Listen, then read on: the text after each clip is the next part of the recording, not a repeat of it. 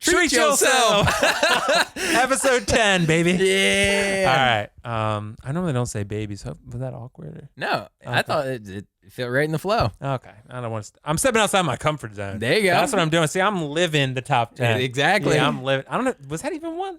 Maybe. It ties in. I forgot the list as soon as we put it down. That's why we're checking our phones to make sure that we don't like skip over one. Yes, we don't want to skip over any. But treat yourself. Is really important from Parks and Rec, actually. So shout out to Parks and Rec. Yeah, I mean, you got to be able to like indulge from time to time, I'd say. Right, you do. You got to do it to stay sane. Yeah, and I'd say that's probably the best way of putting it, man. Just to stay sane, I think regiment is really important, and it can help kind of like guide you and make sure that you stay on task and on time with certain things. But being super regimented can kind of take the fun out of life in times.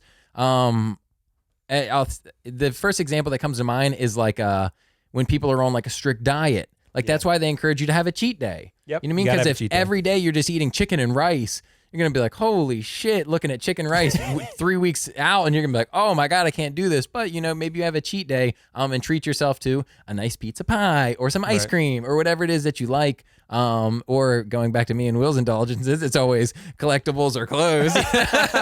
But, it is nice to treat yourself and enjoy life's pleasures. Speaking of that, we're going to hit on that at the end, some collectible updates. Oh, yeah, we always do. Well, we talked about the tattoos. So that's kind of something. Yeah. But you're absolutely right. I think splurging and treat yourself when you can. Make sure your bills are paid. Definitely. Make sure there's heat in the house. Definitely. Make sure there's food on the table, right? So make sure that is your priority also. Make sure your kid is dressed and well fed.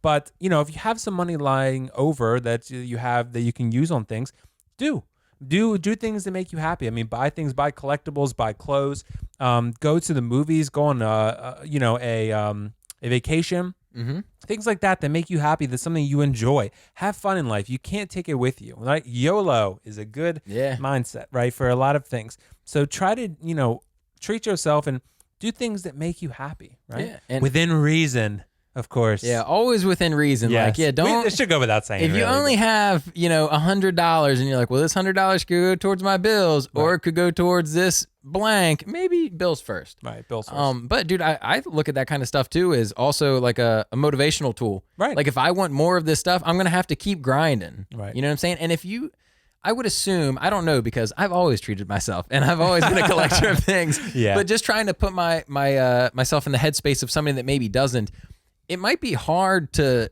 continue to wake up and like grind super hard to do something if you don't really know what you're working towards. You know what I mean? Like if you're not like, I say in a working aspect and you're just saving money.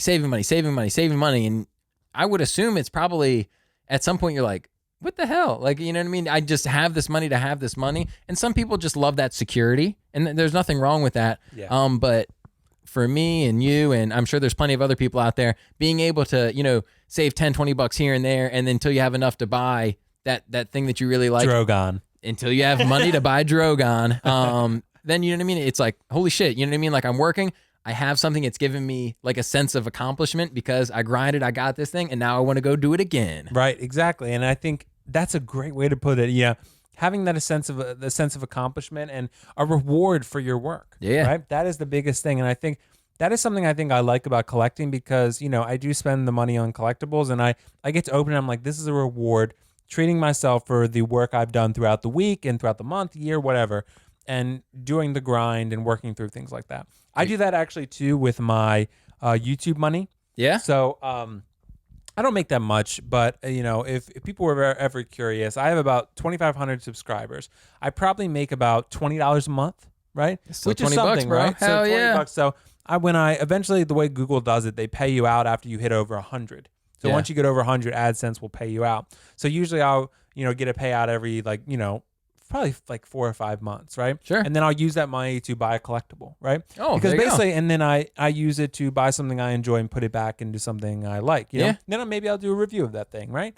But the YouTube stuff I really do for my own enjoyment. I'm sure you do as well. Oh yeah. So the money it comes with is not much, but it's nice. I mean, it adds something here and there. And just to go into, it adds back into the treat yourself thing. Buying things that make you happy, that fulfill you in some way, I think is really important. Just to not limit yourself. Don't be so rigid. Be rigid enough. It's a tricky balance. Yeah, for sure. And I mean, even in your instance, like that's investing in yourself all over again. And to me, that's like the best way to spend your money, investing in yourself and in your hobbies.